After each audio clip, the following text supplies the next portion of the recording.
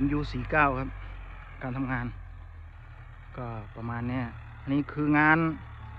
ม้างคันแทครับม้างคันแทก็คือจะปลูกหญ้าเพิ่มก็เลยโละคันแทเลยให้เป็นผืนเดียวอันใหญ่ๆเวลาตัดจะได้แบบไม่ต้องยึกยัก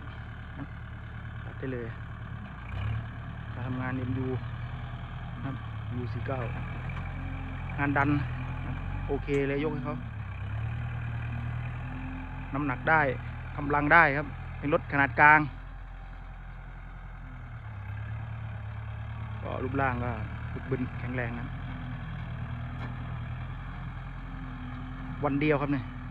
ความยาวคอนเทก็ใหญ่อยู่ประมาณ140 เมตรวันเดียวเรียบร้อย